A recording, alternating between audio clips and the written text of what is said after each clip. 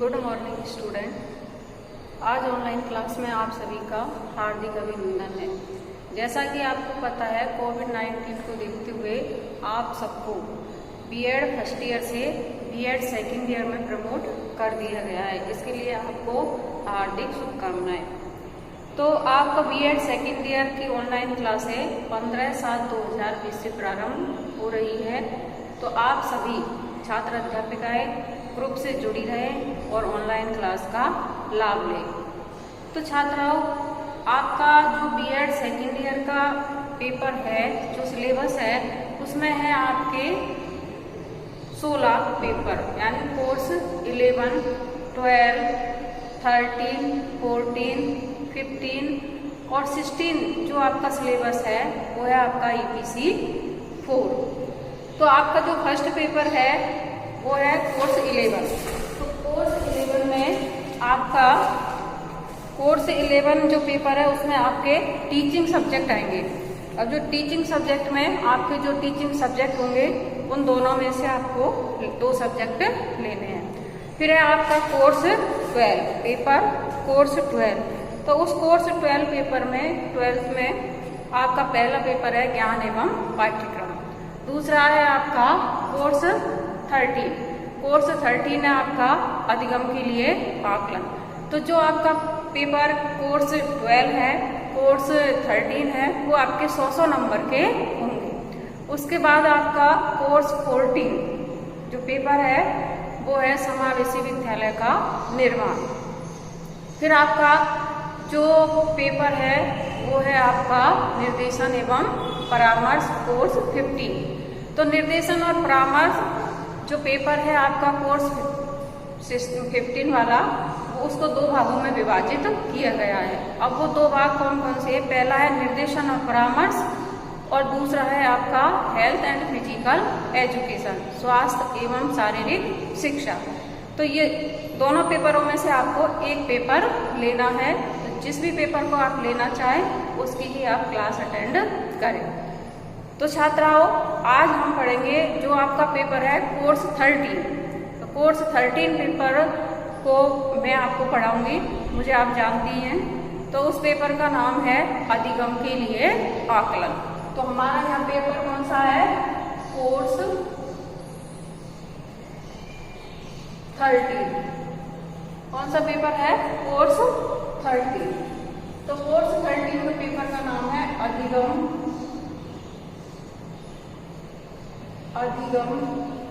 के लिए आकलन। कौन सा पेपर है? अधिगम के लिए आकलन, जिसको हम अंग्रेजी में कहते हैं असेसमेंट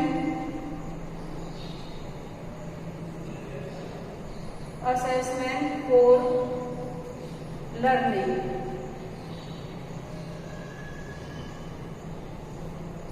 तो इस पेपर को अंग्रेजी क्या कहते हैं? असेसमेंट फॉर लर्निंग, अधिगम के लिए आकलन।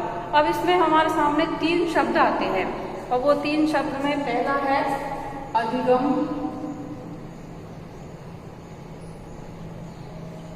अधिगम प्लस आकलन प्लस अधिगम प्लस आकलन प्लस अधिगम के लिए आकलन। अधिगम के लिए आकलन क्या है? अधिगम के लिए आकलन। अब यहाँ तीनों वर्ड में पहला है अधिगम, दूसरा है आकलन और तीसरा है अधिगम के लिए आकलन। तो यहाँ सबसे पहले हम समझेंगे कि अधिगम क्या होता है, अधिगम किसे कहते हैं। तो अधिगम है, जैसे अधिगम का शाब्दिक अर्थ है, अधिगम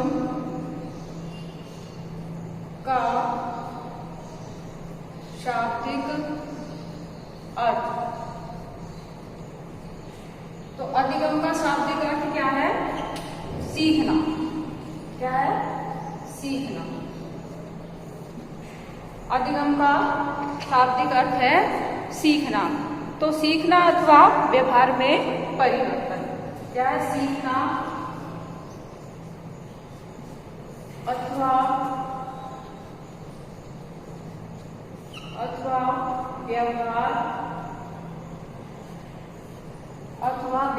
में परिवर्तन। सीखना अथवा व्यवहार में परिवर्तन, इसे हम अधिगम कहते हैं। तो यह परिवर्तन अनुभव के द्वारा होता है। यह है परिवर्तन अधिगम के द्वारा होता है। तो अधिगम क्या है? सीखना। सीखने का अर्थ है व्यवहार में परिवर्तन होना, और जो व्यवहार में परिवर्तन होता है वह परिवर्तन अधिगम के द्वारा होता है, या फिर जो व्यवहार में परिवर्तन होता है वह अनुभवों के द्वारा होता है। तो अनुभवों के द्वारा, प्रशिक्षण के द्वारा होने वाले व्यवहार में परिवर्तन को अधिगम कहते हैं। तो अधिगम के अंतर्गत बच्चा प्रत्यक्ष और अप्रत्यक्ष रूप से सीखता रहता है। प्रत्यक्ष अप्रत्यक्ष रूप से अनुभवों के द्वारा व्यवहार में होने वाले स्थायी परिवर्तन को हम अधिगम कहते हैं। तो यहाँ अधिगम के अंतर्गत, अधिगम एक प्रक्रिया है, तो उस प्रक्रिया के अंतर्गत बालक जो भी कार्य करता है उस कार्य के द्वारा वह सीखता है। तो अधिगम की इस प्रक्रिया में दो विशेषताएं निकल कर आती है। पहली है सार्वभौमिकता।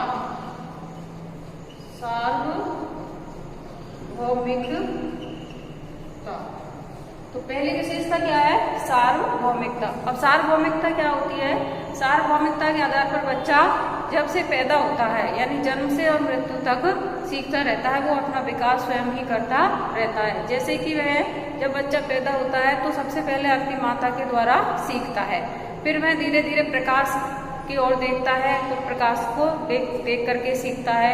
फिर उसके बाद वह खिलौनों से अपने हाथ पैरों को चलाना सीखता है। फिर धीरे धीरे वह सहज क्रियाएं बच्चा करता रहता है और फिर खिलौनों से खेलने लग जाता है। फिर अपने बड़ों के संपर्क में आता है और एक दिन वो अपनी मित्र मंडली में जाकर, समाज में जाकर भी सीखता ही रहता है। तो इस प्रकार बालक सार्वभौमिकता या सब प्रकार से अपना सहज रूप से अपना सामाजिकरण करता रहता है, उसे ही सीखना कहते हैं। तो ये सार्वभौमिकता है। दूसरा है निरंतरता। दूसरा क्या है? निरंतरता। निरंतरता क्या होती है? निरंतरता, क्योंकि ये जो अधिगम की प्रक्रिया है ये निरंतर चलती रहती है। यानी जब बालक पैदा होता है, जन्म से मृत्यु पर्यंत तक हम कहीं भी जो कुछ भी, जिस किसी के द्वारा किसी भी समय में जो कुछ भी सीखते हैं वो सब अधिगम कहलाता है, उसे ही हम अधिगम कहते हैं। लेकिन यहाँ पर एक बात और आती है कि क्या सब प्रकार से सीखना ही अधिगम है? नहीं। जो सब प्रकार का व्यवहार हम करते हैं, अच्छा बुरा, उनके द्वारा जो हम सीखते हैं, क्या सब वही अधिगम है? वो अधिगम नहीं है। अधिगम वही होता है जिसके द्वारा कि हमारा विकास होता है, हमारी उन्नति होती है और हमें उन्नति के पथ पर अग्रसर होना पड़ता है। वो सारी क्रियाएं जो हमारे लक्ष्य को प्राप्त करने में हमारी सहायता करती है, उसे ही हम सीखना कहते हैं। तो सीखना जिसके द्वारा बालक अपनी उन्नति करे, विकास करे, अपना करे, समाज का, परिवार का, राष्ट्र का विकास करे, वास्तव में वही क्रियाएं अधिगम कहलाती है जिसके द्वारा बालक सीखता है। अब अधिगम की एक परिभाषा है, जैसे है अधिगम की परिभाषा के अंतर्गत हम पढ़ेंगे। यदि एक शब्द में कहा जाए तो अधिगम क्या है? सीखने का अर्थ है, सीखने का अर्थ है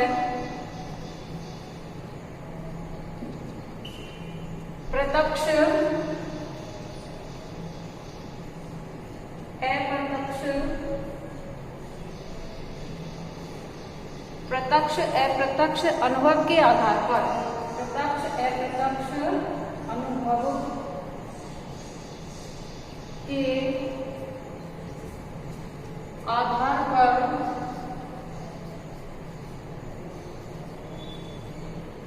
अनुभव के आधार पर हमारे व्यवहार में अपेक्षित स्थायी परिवर्तन आना। अनुभव के आधार पर हमारे व्यवहार में हमारे व्यवहार में अपेक्षित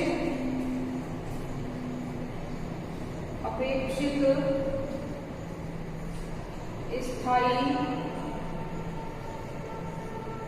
परिवर्तन का आ जाना।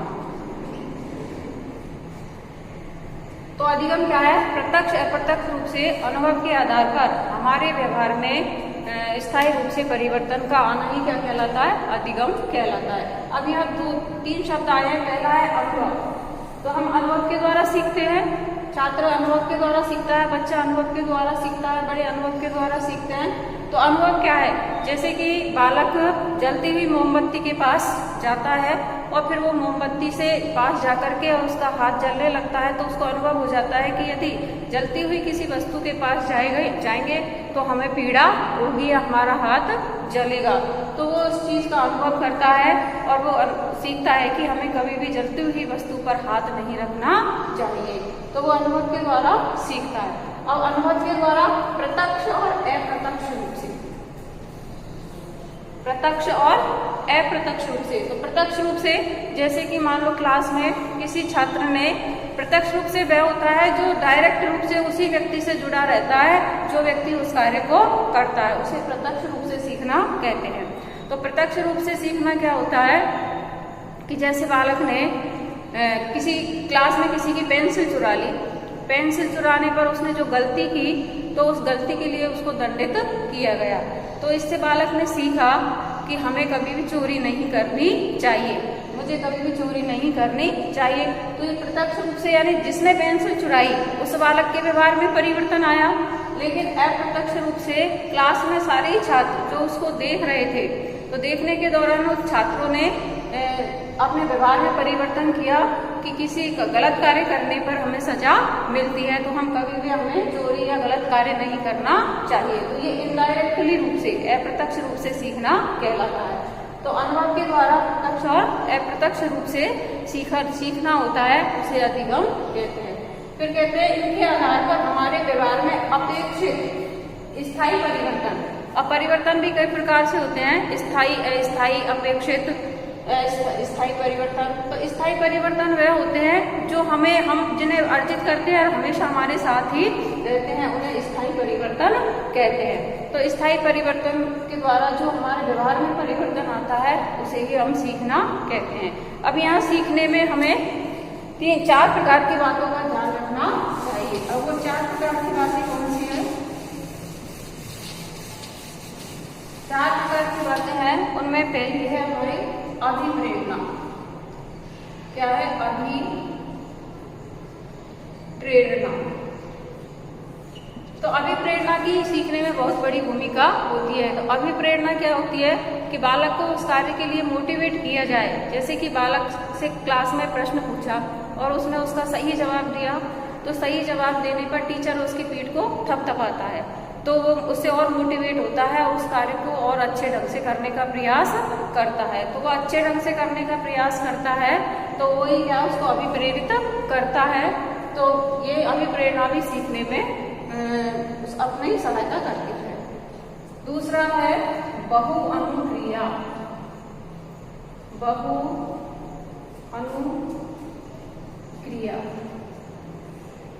बहुअनुक्रिया या फिर प्रयास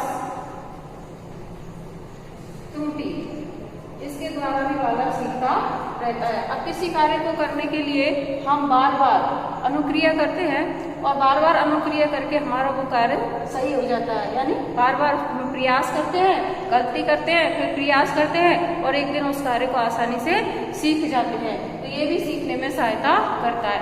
जैसे कि थॉर्नडाइक का एक नियम है, बिल्ली का नियम। अब बिल्ली क्या है? बिल्ली को पिंजड़े में बंद कर दिया जाता है।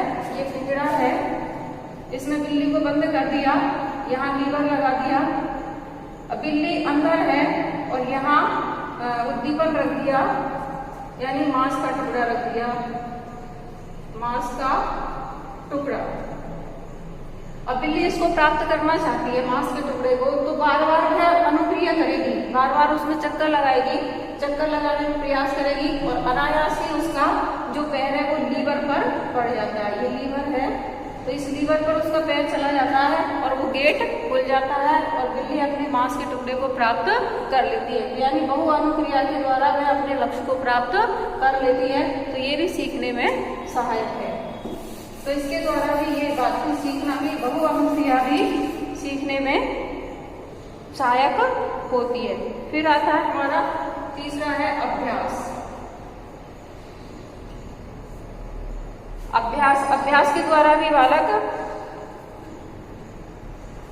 आसानी से, जब हम किसी कार्य को करते हैं तो यदि इस कार्य को हमें इसमें स्थायित्व लाना है तो उस कार्य को हम बार बार उसको रिपीट करते रहते हैं। सीखने के बाद हम उसका दोहरान करते रहते हैं, उसका अभ्यास करते रहते हैं, तो वो सीखा हुआ कार्य हमारा स्थायी हो जाता है, जिसे कि हम अधिगम कहते हैं। और चौथे नंबर पर है पुनर्वलन। पुनर्वलन, और ये पुनर्वलन क्या होता है कि बालक कोई कार्य को करता है, कार्य करने के बाद उसकी जो कोई कमियां होती है, अच्छाई होती है, तो टीचर उसको पुनर्वलित करता है, शाबाश बहुत अच्छा काम किया। क्योंकि जो पुनर्वलन होता है यह भी सकारात्मक और नकारात्मक दो प्रकार का होता है। तो जब सकारात्मक पुनर्वलन होता है तो अच्छा है, शाबाश बहुत अच्छा। नकारात्मक होता है तो नहीं, ये तुमने गलत किया, ऐसा नहीं करना चाहिए। तो ये सारी चीजें अभिप्रेरणा, बहु अनुक्रिया, अभ्यास और पुनर्वलन ये सीखने में मदद करते हैं। तो इसे ही हम क्या कहते हैं, अधिगम कहते हैं। फिर कहते हैं अधिगम की कई परिभाषाएं दी है, जैसे कि पहली परिभाषा दी है स्किनर में जो अधिगम की परिभाषा दी है वो है सीखना व्यवहार में उत्तरोत्तर सामंजस्य की प्रक्रिया है। सीखना व्यवहार में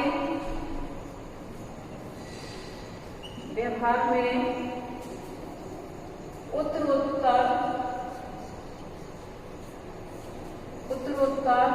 सामंजस्य की प्रक्रिया है। सामंजस्य या फिर अनुकूलन की प्रक्रिया है। तो इसके में क्या कहा है कि हम जब किसी चीज को सीखते हैं, जैसे कि हम साइकिल चलाना सीखते हैं, तो जब साइकिल चलाना सीखते हैं तो साइकिल चलाने के साथ साथ पहले हमने थोड़ा सीखा, बाद में धीरे धीरे हम सड़क पर आए, फिर हम धीरे धीरे हमने चलाना सीखा, फिर हमने स्पीड में चलाना सीख लिया। तो ये स्पीड में जो चलाना सीख लिया वह उत्तरोत्तर अनुकूलन, उसके साथ हमने अनुकूलन कर लिया। तो ये भी हमें अधिगम में, ये भी हम इसको हम सीखना कहते हैं। दूसरी जो परिभाषा दी है वो परिभाषा दी है गिलफोर्ड में। किसने दी है? गिलफोर्ड। तो गिलफोर्ड ने क्या कहा, व्यवहार के कारण व्यवहार में परिवर्तन ही सीखना है। व्यवहार के कारण व्यवहार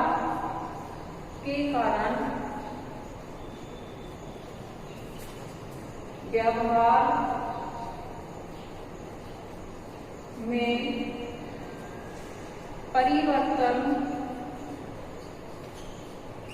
परिवर्तन ही सीखना है।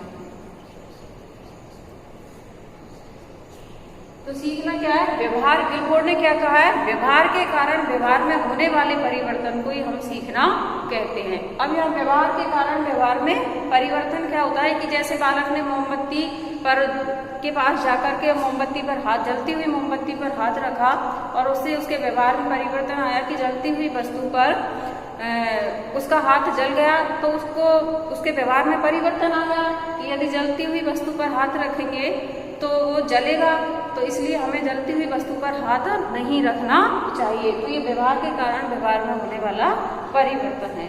तीसरी परिभाषा जो कि बहुत इंपॉर्टेंट है वो दी है गेट्स ने। तो गेट्स ने क्या कहा है कि अनुभवों के द्वारा व्यवहार में होने वाला परिवर्तन अधिगम एवं प्रशिक्षण है। अनुभवों के द्वारा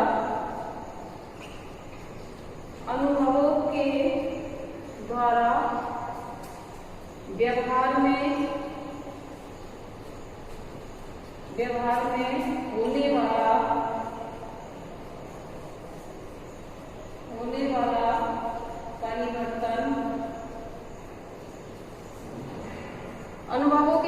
व्यवहार में होने वाला परिवर्तन अधिगम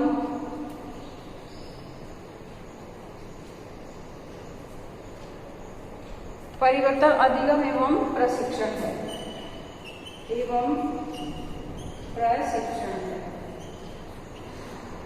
व्यवहार के कारण व्यवहार में होने वाला परिवर्तन अधिगम एवं प्रशिक्षण है। अनुभवों के द्वारा, अब जैसे कि मान लो हमने किसी भी कार्य को किया और कार्य को करते करते हमें उसका अभ्यास हो गया, तो उस अभ्यास के द्वारा ही हमने उसको सीख लिया। तो वो सीखा हुआ कार्य प्रशिक्षण के द्वारा, जैसे कि हम तैरना सीखते हैं तो पहले हम धीरे धीरे तैरना सीखते हैं, फिर एक दिन हम बहुत बड़े तैराक बन जाते हैं, क्योंकि प्रशिक्षण के द्वारा हमने वो चीज़ें सीखी है। जैसे कि स्कूटर चलाते हैं, मोटरसाइकिल चलाते हैं, तो फिर बाद में हम उसमें दक्ष हो जाते हैं, तो इसी को हम सीखना कहते हैं। तो आज हमने अधिगम के बारे में पढ़ा, ये अधिगम है। अब हम कहते हैं अधिगम, अब दूसरा है आकलन। तो आकलन क्या होता है? अब अधिगम में जो स्थायी अस्थायी परिवर्तन होते हैं, 3 तरह के परिवर्तन होते हैं अधिगम में। पहला परिवर्तन है स्थायी परिवर्तन। पहला है स्थायी परिवर्तन। अब स्थायी परिवर्तन किसके द्वारा होता है? पहला जो परिवर्तन है परिपक्वता।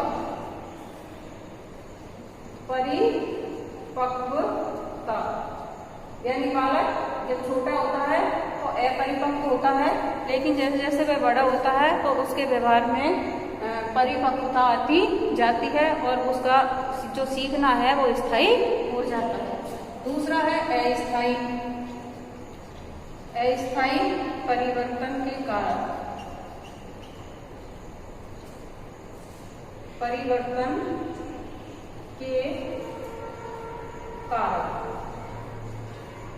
तो अस्थायी परिवर्तन के कौन कौन से कारण है? पहला है दबाव, बीमारी, मानसिक थकावट।